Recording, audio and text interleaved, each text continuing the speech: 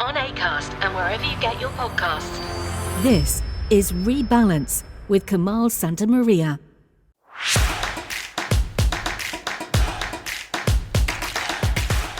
Kia ora everyone, welcome back to Rebalance. I'm Kamal Santamaria and thank you for downloading this edition of the podcast, which once again is an audio version of our latest VIDCAST, which is called Two Wrongs Don't Make a Right. I will admit from the outset there are visual elements which obviously won't translate into a podcast. So please, after you've listened to this, do go to either our YouTube page at the Balance feed or head to the Balance website and have a watch of the actual video version there, because there are some really interesting visuals which I hope will give you some more perspective on what is happening in Israel and Gaza at the moment. We're really exploring the ideas this week of collective punishment, justification, proportionality, all these sorts of issues which keep coming up and which sometimes overshadow the fact that this is about people. This is about people and people dying and people suffering on both sides. I won't say much more because it's all in the podcast anyway. And as I say, do visit the YouTube channel as well for the full audio-visual experience. Here we go. Two wrongs don't make a right. The Balance, journalism without agenda. Hi there, folks. It is Saturday afternoon here in Auckland, New Zealand, early hours of Saturday morning in Israel and Gaza right now. And a good opportunity, I think, for another vidcast to talk about some of the latest developments which have happened overnight, but some of the bigger issues as well, which, look, there are so many big issues here. And honestly, I've been struggling to come up with a sort of coherent and balanced way of talking about them, because everything provokes such strong emotions and reactions from both sides. But it's actually the words of two United Nations players, one former, one present, who've sort of crystallized it for me right at the moment. So I'll come to that later. But let's deal with what's happening right now, and that is the fact that Israel has begun its ground invasion of Gaza. Not a full ground invasion. It is being described as a rolling start. In fact, really, it was the night before that we saw tanks starting to breach the border fence and then leave again. So now we get into this situation of a ground invasion, and this is where it gets really messy, as if it wasn't already obviously terribly messy and awful for all sides already. But ground fighting is so much different to firing missiles. Let's just put it that way. Let's be really blunt about it. And Israel has already said it believes this will be a long and protracted ground battle because of the underground tunnels network, which Hamas has beneath Gaza. It wants to try to destroy that, essentially. But then what happens is that anything in its way gets destroyed as well. And again, we'll talk more about that later, the idea of the collective punishment on Gaza as opposed to an Israel versus Hamas war. The other development was a vote at the United Nations General Assembly, a resolution which called for, let me check the exact wording, an immediate, lasting and sustainable humanitarian ceasefire. This is how the vote went. 120 countries in favour, 14 against, notably, of course, the United States and Israel, and 45 abstentions. Before you get too excited about this, the thing to remember with UN General Assembly resolutions, as opposed to Security Council, is that they are non-binding. They are symbolic. It's the only way I can put it. Yes, it obviously shows that there are a lot of countries that want to see a ceasefire in Gaza right now, but there's no teeth to this whatsoever. Nothing can be enforced, and that's the sad reality of the United Nations. In fact, if you go back on the YouTube channel, go back to a previous edition of Not the 6 o'clock News I did, which was actually about Ukraine at the Security Council, Zelensky speaking at the Security Council, and just explaining the fact that even the Security Council, which is where the binding resolutions happen, even that can be completely toothless because of vetoes there. It is such a shame that the United Nations can't do more, essentially. It is, and I think it knows as well, that it is quite helpless in so many of these situations and can do little other than just condemning. But as I said, it was actually the words of a former UN leader, former head of the UN Development Programme, Helen Clark, who was also former Prime Minister of New Zealand. It was her words which really crystallised this idea for me. Here's the tweet which accompanied her opinion piece in the New Zealand media. She said, "Two wrongs don't make a right. Terrorist attack on Israel must be condemned. It does not, however, justify the collective punishment of 2 million plus people in Gaza." And for me, at least, that just hits the nail on the head. Two wrongs don't make a right. It's that really, really simple phrase which we've heard for years. What happened to Israel, the Hamas attack, was horrific and awful and unprecedented and cannot be justified.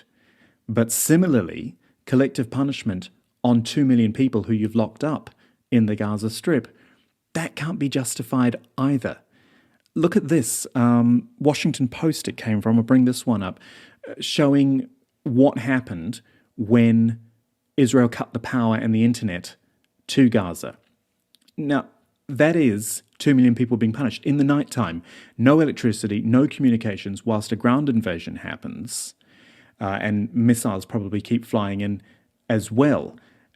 You are punishing everyone in Gaza whilst saying that it is Hamas you're going after, and then using the idea that, well, actually, the Gazans are victims of Hamas as well. All these things together don't work. And as Helen Clark there said, really simply, two wrongs don't make a right.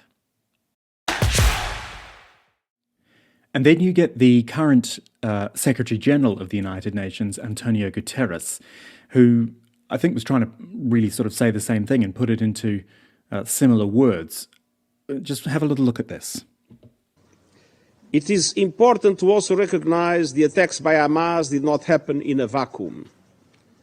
The Palestinian people have been subjected to 56 years of suffocating occupation. In the beginning of my intervention yesterday, I clearly stated, and I quote, "I have condemned unequivocally the horrifying and unprecedented 7 October acts of terror by Hamas in Israel. Nothing can justify the deliberate killing, injuring and kidnapping of civilians or the launching of rockets against civilian targets." End quote. So Antonio Guterres really trying to clear up what he said there. Again, very similar to what Helen Clark said. In other words, what happened and what Hamas did is terrible, but in his words, it didn't happen in a vacuum. He has taken the historical look. He's gone for context, balance, and he was actually, the Israeli UN ambassador called for him to resign because of that.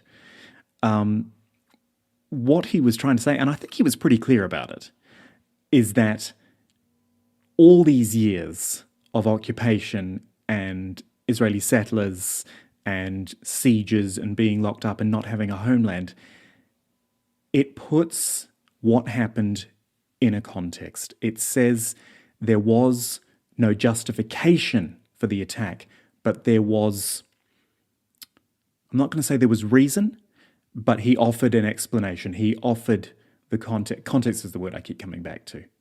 And I think that was fairly obvious. But as you see, he had to come out a day later and explain himself. And he said he was, horrified that his comments had been taken out of context. Look, as I say, I think it's pretty simple what he was trying to say there, but it just shows again, emotions are so high and beliefs are so entrenched on both sides that it is very difficult for someone in a position like Secretary General of the United Nations to say something and for it to be universally accepted or at least understood. One other thing I wanted to show you, I actually forgot this earlier when I was talking about collective punishment. Let me bring up this video, or it's actually a series of satellite still images of Gaza. These are provided by Maxar Technologies, who have these satellite images. And again, if we're going to talk about the punishment on the people of Gaza and the proportionality of the destruction they're seeing, well, I think these images tell it. Look at all these houses which have just been destroyed. Are all the people inside those houses members of Hamas? Probably not. In fact, I'll go out on a limb. I'll say no, they're not. There's civilians. There are children. There are people who have no affiliation, or perhaps even don't even like Hamas. But this is what's happening to them and to their properties, to their lives. Is that justified? And just before I wrap up this vidcast, I did want to mention the Al Jazeera journalist Wael Dahdouh, whose wife and 2 children and grandson were all killed in an Israeli airstrike on Gaza. It's hard to find the words for that sort of thing. You sort of ask people to, well, put yourself in his shoes. I think it's almost impossible. And Wael's story and the story of his family gets told because he is prominent, because he is a journalist, and it should be told, but it is also representative of thousands more families and people on both sides of this conflict who have lost family members. I shouldn't say lost. It's a euphemism. Who were killed. Family who were killed on both sides of this conflict and who don't have their stories told so much. It's just something to remember. You look at social media, you see the outrage and the outrage over so many other things, whether Hamas are being called terrorists, about protests, about anti-Semitism, about pro-Palestinian. They're all valid points. And they provoke so much feeling when, in the end, this is about people. This is about people who are dying, and we don't know when it will stop. And not really much more I can say on that. So I will stop there for this vidcast. Any thoughts, any suggestions, any comments, pop them in the comments below on YouTube, reply on social media, head to the Balanced website, and you can leave me a message there. Thanks for watching, and we'll talk to you again soon. Rebalance is a production of the Balanced website and is brought to you by Acast. For more, visit shows.acast.com/rebalance.